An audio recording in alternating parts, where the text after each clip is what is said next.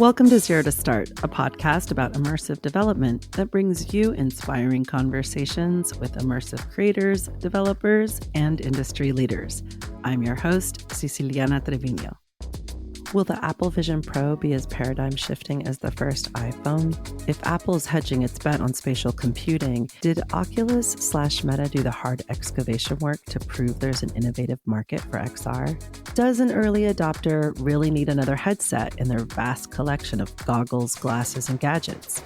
These are just some of the questions Ash Baccus-Clark, director, keynote speaker, and creative strategy consultant at ABC Worldwide, asks as she contemplates whether or not to spend over $3,500 to get Apple's first spatial computer. Ash is a molecular and cellular biologist, brand marketing professional, and multidisciplinary artist who uses new media and storytelling to explore themes of deep learning, cognition, memory, trauma, and the systems of belief within frameworks of intersectionality. She was the Director of Research and Marketing at Hyphen Labs, an international team of engineers, scientists, architects, and artists who created Speculative Afrofeminism, an award-winning virtual reality project that was screened at Sundance, the American Film Institute, and Tribeca Film Festival, among many others. We recorded this conversation last week, and I'm just about to head out to the Apple Store later today to pick up my Vision Pro, and we'll have more on that later. Let's get started.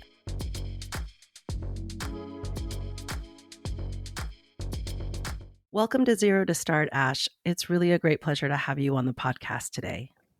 Thank you for having me. So let's dive right into what was your first aha moment with virtual reality? I remember reading an article about Palmer Luckey. I believe it was in Wired. So I read this article and I'm really interested in neuroscience. And what struck me was the way that this article positioned him as this sort of enfant terrible, boy genius who would revolutionize the future of computing through this device. And, you know, virtual reality has been around for a long time, but this was the first time I had seen connection with bringing this technology to the masses of consumerism, and put my science brain on. And I was like, if we're going into a future where we have a device on our face that will help us alter our reality, what does that mean for the way that our brains are developing? And at this time I was working for Warby Parker. I was at a moment where I was ready to get back into science and do something else. So I wanted to apply to the Mind and Brain Institute at Humboldt University in Berlin. And I wrote a proposal for using VR to look at essentially over-police communities navigate their city. And I wanted to use VR to look at the ways in which that changes your mental framing as you go to places that you normally frequent. And so I wrote this whole proposal talking about VR and like Palmer Luckey and all, all this stuff. Didn't get in, but it still stuck with me. And so 2 years later, I was still working for Warby Parker and I moved to New York to be on the brand marketing team, but I couldn't get the idea of VR out of my head. And a friend of mine, Carmen, moved to New York to go to the School for Poetic Computation. There was a module that they were working on about virtual worlds and VR and building stuff in this. And she knew that I was fascinated by it and had written this proposal because she read over it to edit it. And we were like, let's just make it ourselves, But had this conversation about, if we're creating content for this technology, do we want to create a piece that has the potential to re-traumatize a viewer, or do we want to make something that's hopeful, that projects a future that we want to see in the space? And that's what we ended up doing. And so that is how neurospeculative Afrofeminism was born. And instead of using it to look at Black men and the way that aggressive policing has traumatized that community and that population, it's as a Black woman myself and having predominantly Black women in my family, my friend groups, we decided to tweak the piece and make it about Black women in Afro speculative futures, Black scientific and artistic futures, and created this piece that ultimately went to the New Frontier portion of Sundance, the Sundance Film Festival in 2017. And it was kind of a whirlwind after that because at the time, 2017, it was kind of one of a blip in VR, right? This technology was being played with and developed and evolved in real time. Content creators, I think, were supported a little bit more back then, but once we reached another sort of hitch in that pipeline of like, okay, where is this technology going? It went by so quickly. It did. Right? Like you were 2018 and then it was 2019, then the pandemic. Yeah. And then where there was this whole shift in understanding how we could work from home, the future of work and what that looked like and where VR fit into that. And now that you say that, I think instead of having this head-mounted display, right, of the PC VR where you got to plug it in and you're sitting there and you have to have a sensor and all this stuff, what the pandemic, I think, proved to a lot of companies is that the way that they were positioning VR headsets needed to be different and look more at spatial computing, which I think, as we talk about the Apple Vision Pro, this is not going to just be a device that you have in your living room and you pop on your head when you want to escape from your reality into a virtual world or a quote unquote metaverse or these multiple realities. It is going to potentially replace your laptop or your computer and at some point in the future, your phone, right? You're going to have a VR/AR device on your face that if it looks good enough, if once the sensors reach the point, the cameras, the technology reaches the point where they can be as small as glasses on your face, you won't ever take them off. So you'll have a layered reality with you at all times. Which is a highly curated one, right? Where you can expand and scale your visual experience and even blocking others that, Yeah, if you don't want to see somebody, you just erase them out of your visual frame. You talk about the ultimate cancel culture. Yeah, I don't want to look at this person. I'm going to delete them from my. And then what happens when they're actually standing in front of you, but you've deleted them from your screen, but you bump into an actual human in front of you? Like, what kind of situation are we going to be in the future?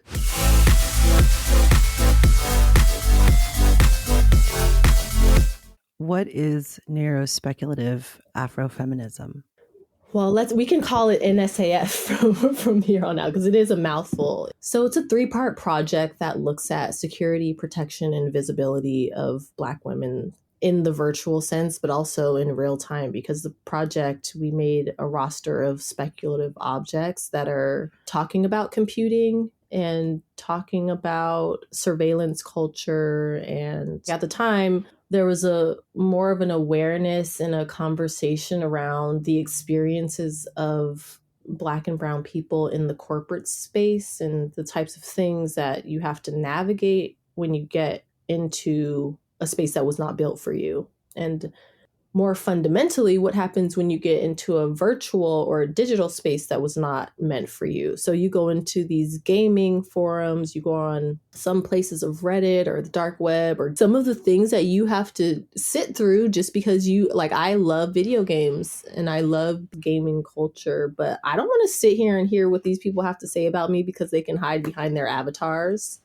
And the people who are building 3D models of, like, if I want to have my avatar be an accurate representation of me in the physical sense, what are my options when I go into these 3D libraries for someone who looks like me? Because typically the people who are building these and putting them and selling them online, they really are creating stereotypical representations of women, especially Black women. And we also, for this project, NSAF, created our own avatars. So from the concept of the idea of what we wanted these avatars to look like to actually building the 3D models in Maya and Blender and all that, we worked with 3D modelers, we worked with illustrators to be intentional about what the avatars that we were putting in this project looked like, what they sounded like, what the motion capture, did it accurately capture our emotions and not these like stereotypical like twerking on a pole, that kind of thing. And I'm like, you see things in music videos, you see the way that we are portrayed in media, and you think that that's an accurate representation of a culture, and it's not. Speaking of representation, it leads right to Apple Vision Pro's adoption of personas versus avatars. They have memojis, but with their eyesight feature, which is the people call the creepy eye, creepy eyes, right? Where you can see machine learning scanned image of the user's eyes.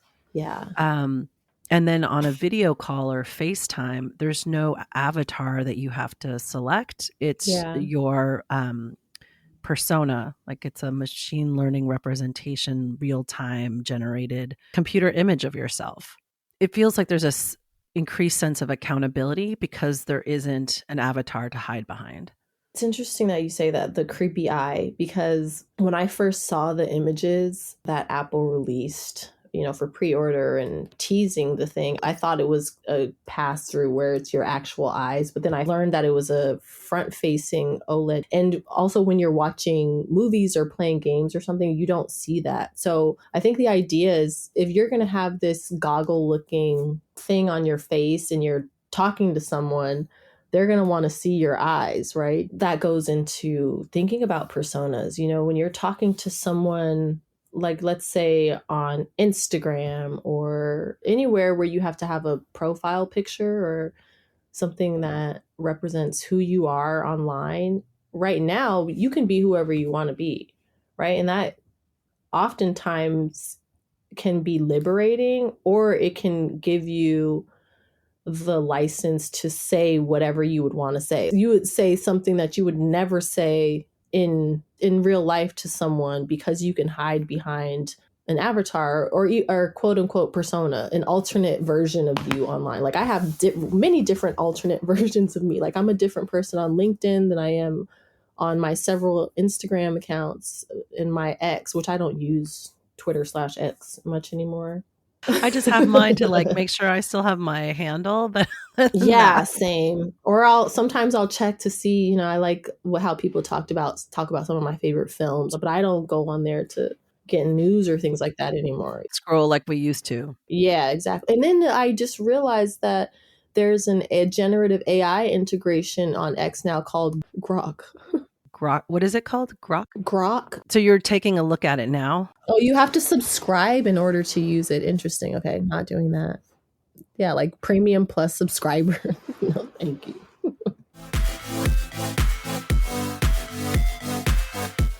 I was looking at some of your comments on LinkedIn and your questions around the Apple Vision Pro. And do you think that the Apple Vision Pro will shift the paradigm as much as the first iPhone? I have to do several things because the immersive tech space doesn't pay as much as you would think unless you're a big developer or, have a really big network. So I have to do other things to supplement the work that I love doing and talking about. And one of those things is I was selling things on eBay. So when I was in high school, I love sneakers. That's one of my passions, but I would buy sneakers and sell them on eBay. That's something that I continue to do just as a part of the regenerative cycle fashion of do I actually need this many pairs of shoes? And when I get tired of something, I'll just sell it. And when I was in college, the first iPhone came out, I believe it was 2007. And I wanted one so bad, but I was a broke college student. I couldn't afford to buy the first iPhone, but someone in my lab got one and he brought it in and he let us all play with it. And I was just thinking, as I had this device in my hand, which was a really beautiful object, I wanted it for its objectness as much as wanting it for what it did technically. But I was thinking this is going to shift our entire world, because now you have a tiny computer in your hand that can do everything, and it created an ecosystem for people to build apps. And now that there's the video feature and the camera feature, you have a world at your fingertips. And I really wish I had bought, when I would buy sneakers in high school, I would buy a pair for myself and then a pair to sell. And that would pay for my pair. So I was I really wish I had the funds to buy one for myself and one to keep in the box, so that today in 24, I could open it up and just see what it looked like in perfect form, like almost like a museum object. I feel like Apple ushers in a new zeitgeist, right? Because let's be real, Oculus slash Meta did the heavy lifting for seeing, like, is this thing heavy? Is it going to break your neck? Is the moment of inertia, when you're whipping your head around, are you going to get whiplash? Like, they worked out the physics of the thing in parallel with really smart developers and engineers and stuff like that. And then Apple comes and they're like, we've shown you time and time again that we have the foresight and the prescience to see what future we're heading into. And we're going to give you the slickest looking, most beautiful thing to propel you into that future. I'm one of those people where the packaging is great. Sometimes I don't care about what's inside of it. In a previous Reflections episode, I talk about how the AVP can erase the friction and failures of the past. And I'm being a little bit over dramatic with the failure part because I don't think that Meta has necessarily failed. They are testing. I agree. Yeah. But it's a web company acquiring a technology hardware company so that they can increase their value and growth through new product categories, but it's going to take them 10 years to catch up just to learn how to be in the hardware business. Right. And Apple already has that pipeline. What Apple understands too is that people don't necessarily want to be told what their reality should be. Exactly. And that's why Apple's so good. Like, look at Apple, one word.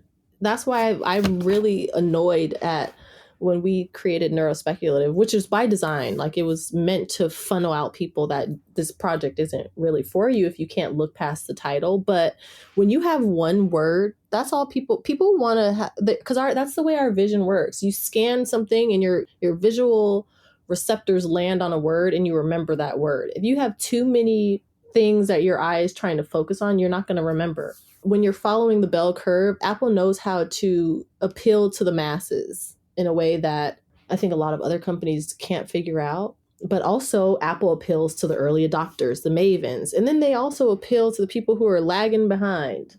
They got the entire bell curve. It was interesting too, like when I first started developing for VR back in 2015, you're like, what do you mean I have to buy a PC? To me, the PC was like, whoa, like that's way less. Yeah, same. Well, my relationship with PC is like, oh my God, I'm going to get a virus. Because I had my dad's oldest daughter used to work for Apple when I was a kid. So I had an Apple when I was 3. She bought it for my dad and he's like, I don't want a computer. So it went into my office, my little playroom. You had an office at 3 years old? Yeah. Well, I grew up in a dental office. So there were 3 offices. My dad had one office, and I had the little office right there, and the other office was kind of where everyone else went. What features of the Vision Pro are you most excited to explore? I'm really into learning keyboard right now. So I was watching this video of like, what's going to be the killer app on the AVP? And this YouTuber went down the list of apps that already kind of are in the pipeline that he's excited about. And there was one that was a Lego builder app. So that, yes, like I build Legos to decompress. Like I've always loved Legos and like, especially their architectural sets. So now you can use this app and download manuals for sets that you already have. And then with the AVP, you can, select the virtual representation of the block and turn it all around and build it in headset, I believe. And then you can build the actual thing, or, the Lego app will show you which piece you need. It's really interesting. And then there's also apps for music. So I play keyboard, but it's one of those things where I don't necessarily have time to practice sitting at my keyboard. So if I go out, you can upload a piece and see the piano in front of you. And because of the hand tracking, you'll be able to practice those motions on like a virtual keyboard in front of you. And also this AVP is all metal and glass. Like I'm curious to see what your neck fatigue is going to be like if you wear this thing for more than 30 minutes to an hour. Yeah, I think that's the other component, is that it can it offers the possibility of increasing productivity, but it really is going to depend Mm-hmm. on how long people can withstand being in the Mm-hmm. headset. And some people are more comfortable with it than others. I generally am not as comfortable in a headset after 30 to 40 minutes. Yeah, I'm the same way. I know someone who actually I did a job with him recently. He's in a headset for more than 10 hours a day. And when we met, I was like, how, like, what is your psychology, first of all? Like, and we sat next to each other because I was like, but then what happens when I'm just like fascinated by that. And he's so brilliant, but he also, he has his workflow customized in the Quest Pro that it's like second nature to him. He doesn't even think about it anymore. And like, I'm guessing his neck muscles are conditioned to have this thing be comfortable. It'll be interesting to see if the ergonomics really, like, because you could have a repetitive stress, Yeah. right? Oh my God. Imagine. Like instead of having it on your wrist because of the mouth, Yeah. on your wrist Yeah. because of the mouse. You're going to have carpal neck instead of carpal tunnel.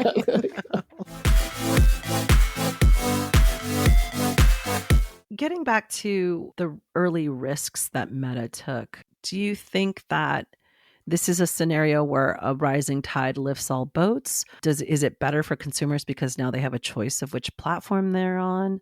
Well, this is an interesting question. I mean, we can look towards cell phones, I think, to answer part of the question, in that you're always going to have people that are like, I hate Apple, right? Like, it doesn't even matter if it's the best thing you've ever experienced. It's like brand loyalty. It's like, your football team or your soccer team, or there's certain people who all day, every day, they're going to want an Android operating system versus an iOS operating system. And I think the people who use the Quest and are comfortable with Meta and their products and the way that they're trying to be more inclusive to developers and designers, and they have their launch pad where they're supporting this pipeline of content creators, because really, if you don't treat your content creators right, you're just going to have a head mounted display with no content. And so Apple's going to have to figure out a way to be kinder to the developers, because people are always going to develop for Apple because they know that they're going to get paid. Your stuff is in front of a lot of eyes, right? However, is that content going to be good, or is it just going to be a lot of it? A lot of mediocrity. The way that you do that is like, for example, like Apple, why didn't you send this thing to developers when you finished it so that you could create, and they probably did, you have to be a certain level of, I think, creator. You already had to be in their ecosystem, but not every, there are there are other ways to engage with community rather than being like that institution up on the hill, and the hill being the Silicon Valley. You're in your Apple campus, and it's impenetrable unless you have a way in. And I think that as we're in Aquarius season, and as we see, like, Apple can't sell it, and I might be getting the mechanics of this wrong, but I believe Apple can't sell the iWatch in the United States, right? Didn't they just lose that big court case with some of the biometric sensors in the Apple Watch? Yes. Yeah. So the chickens are coming home to roost. Like, you have to. The society is demanding and will start demanding ethics from these tech companies, because we're more informed about the potential for harm that a lot of these technologies have put into action. They might not. We're all right now trying to turn the ship around and play catch up. I don't know if it was ill intention, but computing and technology and the increase in processing power is detrimental to our planet fundamentally, but it's also detrimental to a lot of cultures who are bearing the brunt of the raw materials that are needed to create these technologies. And Apple in particular has been insulated from it because their product is so pretty and good, and the narratives are there, and the marketing is great. Steve Jobs was an evangelist, iconic figure when he was alive. The reason why I didn't do the pre-order for the AVP is I literally, like 2 weeks before, I had to buy a new laptop. And I was like, yo, I just spent all this money on a MacBook, and then to turn around and like finance A whole nother. Yeah, I'm just like financially, like right now I'm in my finances era. I'm not just like 3 years ago, I probably would have been like, give me the credit card. You know? But the economy is, slowly starting to level out, but still, I don't know what's going to happen after this election in the US, and I don't want to be on the hook for something that I can't pay off right away. Yeah. It just doesn't make, and then me wanting to buy two. I'm like, oh my God, now I'm going to be like $10,000 in the hole just because I want to have one on ice. No. It's interesting too, like when the Magic Leap came out, it just seemed like it was a vanity device. There we go. That's a vanity purchase. That's the word. There you go. You pulled it out of the So like there was all this stream on socials of people wearing the headset, but you weren't seeing like what was coming out. That was it. It was like the headset was good for getting those clicks on social media, but it didn't help seed the environment for people to actually make apps for that device. And especially when, you could make an augmented reality app on your phone for a fraction of the cost. So, and your phone is always with you, so you'd be more likely to do that on your phone versus putting this very interesting looking contraption on your head. Right, that overheats after half an hour. Yeah. Some of these things I love looks at, and another reason why I was like, I didn't want to get the Quest 3 is I have all of these VR like head mounted, these headsets that are just sitting in my house. They're anachronistic technology or redundant tech. They're bricks, and I'm like, what should I keep them in case I form a museum of like, am I going to be like the Nintendo? I went to the Nintendo store in New York, and they had all these headsets on display a couple of years ago. It was like the history of VR, and as a thought exercise, it's fascinating because you're like, this stuff has been around for a long time. Yeah. This is not new, but to see how the headset, what they looked like and what they're going towards, like they haven't changed that much because there's only so much you can do with something to fit on your cranium. Right. There has to be. But when you try to go outside of when you try to break form, it really disturbs people because most people just want something that looks like a hat. And you're like, but it's a hat, sometimes I don't want to wear a hat. Sometimes I want to wear funny looking glasses type things. And so like, I'm the type of person that, and I want to give a plug to my library because I'm like, maybe they'll buy an AVP and then, the community can use it. Right. Because they can, they get grant money and stuff. Can they buy this thing? And then I'll put my name on a list and check it out. They have a library of things where you can like check out telescopes and laptops. And there's a maker space that has like a Cricut and a embroidery machine and all of like every software and podcasting setup that you can think of. This is where Apple, I think, misses a lot of opportunity, is to send a representative out in these community spaces like libraries, like community spaces, like alternative art spaces, and teach people how to use the technology and how, because when you give people the tools to create something, they'll create something that you would never even have thought of. What do you think of Apple's bet on using the term spatial computing versus the standard acronyms that we all know, like augmented reality, VR, XR, MR? Do you think that those debates are just noise or they're truly important to outcomes? I think that it's an important conversation and an important distinction because, like you said earlier, people don't necessarily want someone to tell them what their reality is, number one. What is virtual? These terms where you're trying to figure out what exactly it is.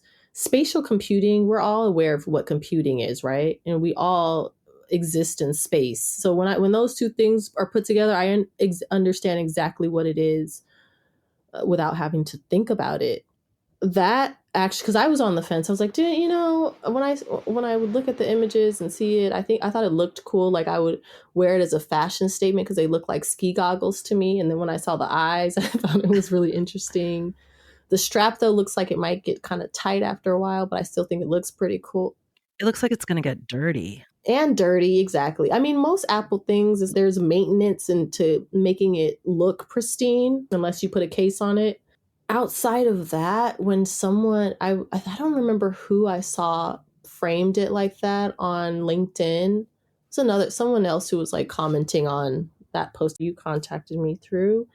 And he had posted a few weeks earlier about this OLED screen that Samsung released. The transparent screen? Yeah, the transparent screen. And I was more excited about that than the AVP initially until someone framed it as spatial computing. And in that sense, and also there's a feature where if you look at your MacBook, it will pull what's on your screen up into space. I think about the concept of memory palaces, right? And memory consolidation. Once you start computing in space, we're talking about our memory. Like I've outsourced my memory to Google a long time ago, but I think that this device is going to help bring memory and the potential to remember things and to hone your memory back into our person, back into our brains, because now you've involved your entire space and environment in the process of looking at a screen or an overlay.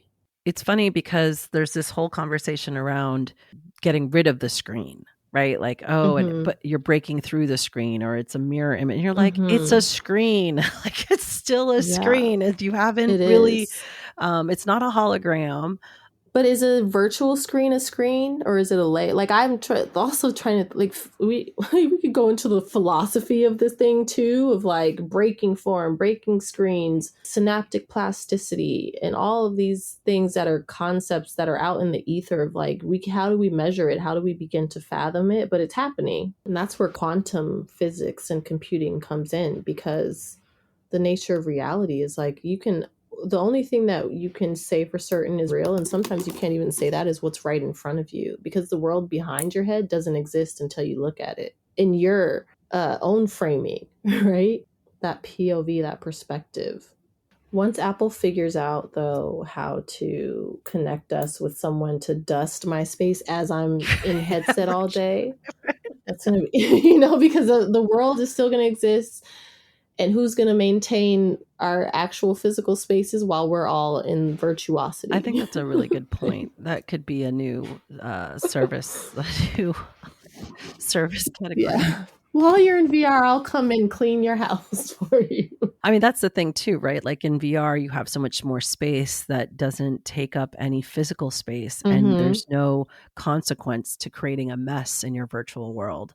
Maybe we'll all learn how to live within our means is if we can expand our spatial reality with computing instead of, taking up physical space away, and we can rewild the planet.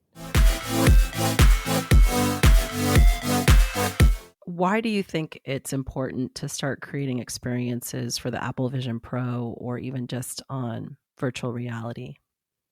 I think it's important because these big companies are hedging their bet that this is, and by hedging their bet, I mean this is where they're telling us the future of computers and technology is going. And the fact that there's AI integration in cell phones now, AI integration in the new Ray-Ban, like Meta AR glasses. There's the AI natives who understand it's not going to be some like robot walking around like, you are going to die with lasers beaming out of their eyes. Like maybe at some point, but it's going to be AI has infiltrated every part of your life, which it already has. Like chatbots and these sorts of things have been around for a long time, right? So there's a video from Stanford Online. They have a YouTube channel, and Andrew Ng, who's a AI researcher at Stanford University, has a video called Opportunities in AI for 2023. It came out about 4 months ago, and he talks about the distinction between generative AI and supervised learning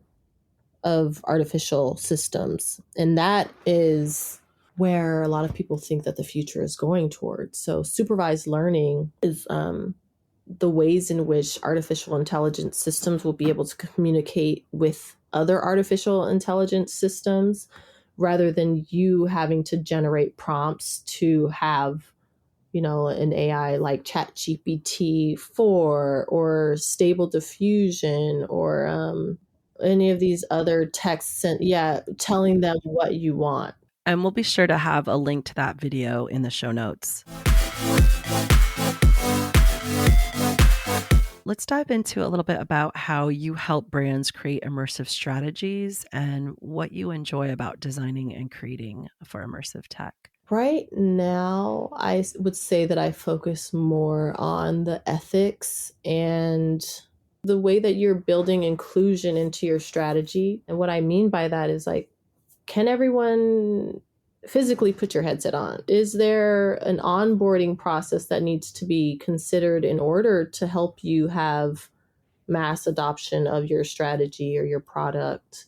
How are you communicating this to people who don't have a technical background or who might not necessarily want to know about the technical background? Like I just being a touch point between the technical and the non-technical element of your business. I can do that through workshops or through lecturing, through building out your business strategy. I really like that. A lot of the work that I do is in the university. So I lecture quite a bit, both in the US and abroad. I work with art institutions and do like futurist workshops. That seems to be the bulk of what people want me to talk about now, is like, what does a speculative future look like? An object-based speculative future. What does the speculative future of our brain development look like? And also, what is the speculative future of business and startup? And what direction are we going in that regard? Entrepreneurship, how do you build a futurist strategy into the way that your business is going? And how do you hedge your bet on that future and prove to the stakeholders that there is a viable ROI on betting on a projection that may or may not happen, but you think is going to happen based on evidence?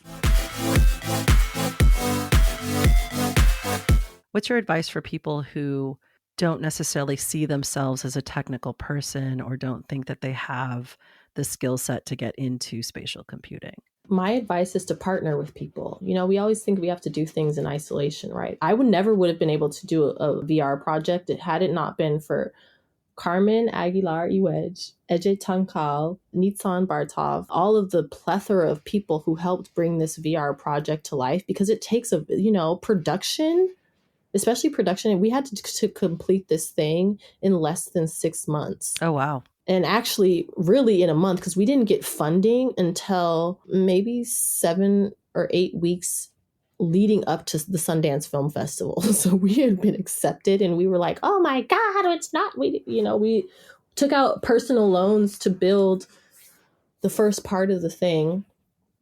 Was up all night and all day. We'd wake up emailing people, go to sleep emailing people, trying to find partners. Like half of what you do when you get into computing or wanting to make something is asking people for support, either in-kind donations or financial, to make this stuff happen, because it's expensive and it can get expensive. But what I'm learning now is that, like, if I want to make something, it doesn't have to be this huge production. It could be me tinkering with something on my laptop, or just playing with the AR feature on my phone, which is now integrated into, like, if you have an Android, that feature is already there. And a lot of templates are available too. There's a ton of things that you can get right out of the box and learn. Download it for free. Also, what I think is very interesting of people who don't understand or don't have a vantage in the pipeline of creating something. Most engineers build stuff with paper, pencil, sticks, stuff you can get at the dollar store, before ever putting together a motherboard or Right, or like the Post-it notes. Because how can you can't just jump into building something before you sketch out the idea. And so that, when you lower the barrier of entry for people into materials that they can understand, and you go to the 99-cent store and you go with like $10, $15 and buy some things that you think kind of look like, and look up a picture of a Arduino or a motherboard, or if that's what you want to get into. If you want to get into mechanical stuff, play with Legos or architectural engineering. Play with things that are affordable and you have access to, that look sort of like the real thing. What you don't understand of how to build the real thing, there's a lot of forums. I mean, YouTube, it's like there's never been a better time. YouTube, oh my God, right? Oh my God, you can learn anything. And ask questions. A lot of researchers, especially in universities, are really accessible, especially if you ask them important questions that they've already been thinking about. Some of them are more than willing to help you, or like give you a lab tour and yeah, invite you in because they need help too. A lot of times the people that are building this things, they get stuck, but because they've been given, they're termed an expert. I think that's the problem with a lot of things. Once you become an expert, it makes you less likely to want to ask for help or to seek help, even if you need it. Yeah, I find in this space it's really important to have the mind of a beginner, because it's very easy, like now 5 years, 10 years in, there's some basic things that you sort of take for granted or Mm-hmm. overlook Mm-hmm. because, like you said, you have this sense of expertise that creates a bias almost. Right. Yeah.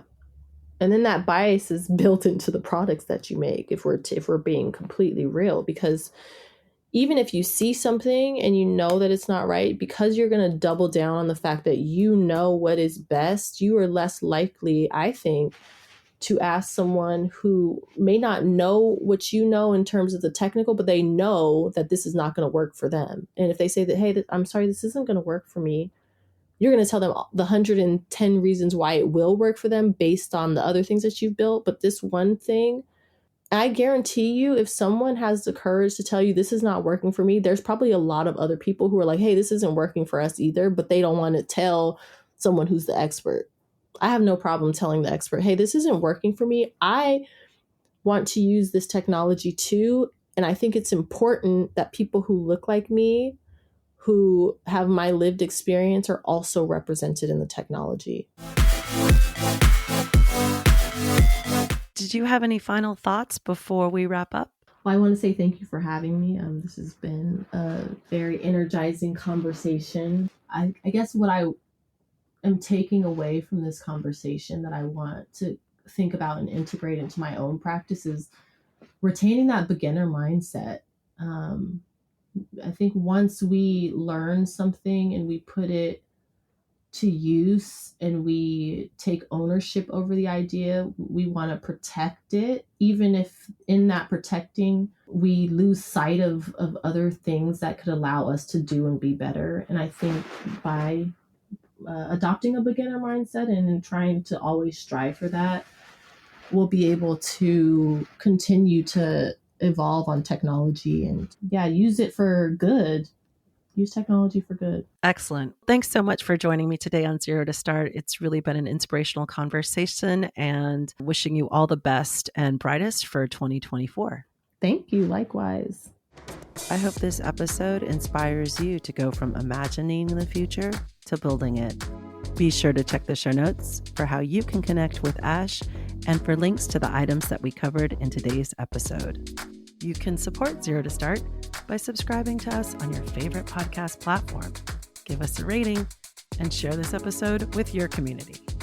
Until next time, happy installing.